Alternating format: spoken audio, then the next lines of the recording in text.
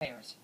Mark Thiessen is a fellow at the American Enterprise Institute and a former speechwriter for President George W. Bush. Mark, good to see you again. And so they wanted to have 10 times as many registered by now as they have. They've got 50,000 registered through healthcare.gov, according to these reports. Where does that leave us in terms of a fix? Well, it means that we're going to have more uninsured on January 1 than we did when we began. 50,000 in, 5 million out. I That's mean, crazy. It's disaster. It's an absolute debacle for the president. And look, so they're flailing around for some kind of solution.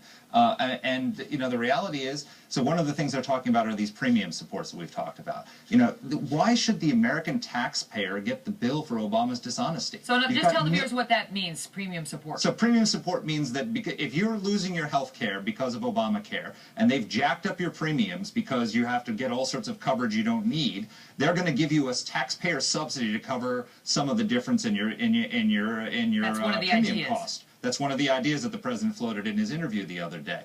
I mean, the problem with that is, number one, that doesn't solve the problem if your deductible has doubled. That doesn't solve the problem if you've lost your doctor. A premium subsidy can't bring back your doctor if you lost him with your coverage. But also, you've had millions of Americans who are happy with their health care and happy to pay for it themselves. Right. And now they're going to get taxpayer subsidies for coverage they don't want, and not because they want subsidies, but because Barack Obama made health care unaffordable for them.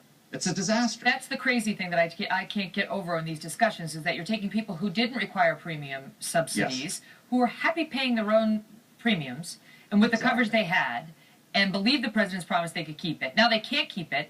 They're forced to shop on the website that they can't get on.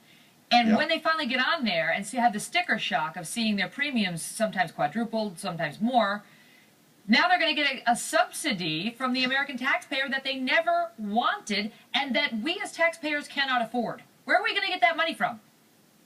From you and me, from the taxpayers. I mean, all your viewers get ready to cough up because you're paying for this. And also on the other hand, he's going to have to go to Congress to get that. He keeps talking about an administrative fix. The reason he wants an administrative fix is because he doesn't want to go to Congress, because he knows that if he goes to Congress, the Republicans are going to take over the train and force all sorts of changes he doesn't want. But the problem he faces are twofold. One, the Democrats in Congress are the ones who are going to insist on Congress having something to do with it, because you've got this dozen vulnerable Democrats who are going to lose their seats because of Obamacare. They want to be involved in any fix, so they're going to insist that he not sideline Congress. And second of all, he can't get the premium subsidies for people above 400% of the federal poverty rate, the middle and upper middle income people, without Congress. He doesn't have the authority to do it, so he needs legislation to do it.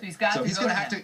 But here's the thing, right now, if these numbers stay as low as they are right now, 50,000 who signed up through healthcare.gov, and reportedly it's 50 or just over 50 on the state exchanges, more in Medicaid, but we're not counting them because they don't pay. They don't pay into the system at all. That's basically free healthcare for them, but not for the rest of the people. So maybe 100,000 people, 100,000 paying customers have signed up for this thing right now. They're looking to have 7 million by March. So the question is, what's this going to do? Is it going to add to the deficit? If he can't get a tax hike on the taxpayer, I mean, I don't know where he's going to get the money. So does it add to the deficit? Because if it does, Mark, then it breaks this promise. Listen. I will not sign it if it adds one dime to the deficit, now or in the future. Period. Period.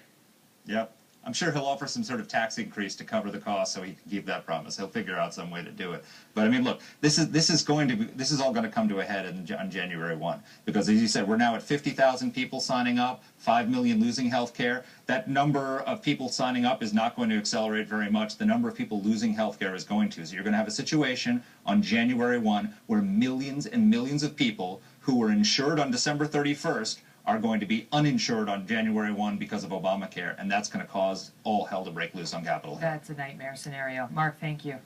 Thank you, Megan. That is the thing they're worried about. That's the thing millions of Americans are worried about, too. You know, believe it or not, getting people enrolled in the insurance exchanges was supposed to be the easy part. Soon the truly hard part will begin. The feds will be charged with running the largest, most complicated insurance program in the world. Do we have confidence in that? Robert Leshevsky is president of Health Policy and Strategy Associates and a former executive of a health insurer. Bob, good to see you again. Good to see you. And let me start where Mark just left off, which is the gap, the people who are being kicked, the 5 million so far kicked off of their policies, who I mean, are they going to be signed? Will these people have health insurance come January 1? The only way they're going to have health insurance come January 1 is if they call their insurance company directly and sign up. The healthcare exchange, the federal healthcare exchange, is simply not going to be working, Megan. The Health and Human Services Department held a briefing on Friday, a progress report, and said that every time they find something broken, they fix it, and then they find something else broken. I mean, this is just a disaster. Al-Qaeda couldn't have run this worse than the Obama administration has run healthcare.gov. And you're actually speaking with the insurers, and I know that you had projected, even before we saw this reporting from Reuters and the Wall Street Journal about these dreadfully low sign-up numbers, you had been saying, I'm telling you, not enough people are signing up. The numbers aren't there. One of the reasons why the insurance companies met with the White House last week and are very concerned. Yeah, no question about it. The numbers the Wall Street Journal reported this afternoon, about 50,000, I think are accurate. They jive with the numbers I've been hearing. And it's more than that. It's 50,000 people. But, Megan, it works out to about 50 people per state per day. Do the math. 30 days, 36 states, 50 people a day. So the state of Florida is signing up about 50 people. The state of Georgia, about 50 people. The state of Pennsylvania, about 50 people. That's the trickle that's getting through healthcare.gov right now. Very, very few people are able to make it through this gauntlet. Only about 50 people per state per day. What happens? Because we can assume, I think fairly, that the people who are likely to be signing up, for the most part, are the sickest people who need coverage the worst, which is a good thing. I mean, we want sick people to have coverage. They're in theory. desperate. But the downside to that is we need to pay for it, and they were planning on having young, healthy people pay for it by signing up, which it doesn't look like they are. So where does this lead us? Well, ultimately, there's a chance you can get some healthier people to sign up. Democrats keep saying up on the Hill, wait until people get into the website. They're going to find affordable health care. I think these Democrats ought to go to some of these websites and check it out. A family of four making $59,000 a year is going to pay about $400 a month for health insurance. Now, that's a bargain compared to what health insurance usually costs. But how many families of four making $59,000 a year can afford $400 a month out of the checking account?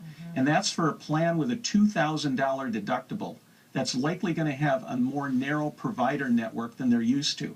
I think when these people sit around the kitchen table, I think the healthy folks are going to have a tough time deciding whether or not to buy this when the site finally opens up. And that all begs the question of, then they're going to have to run the thing. Then they're going to have to manage premiums. They're going to have to go after people who aren't paying the money.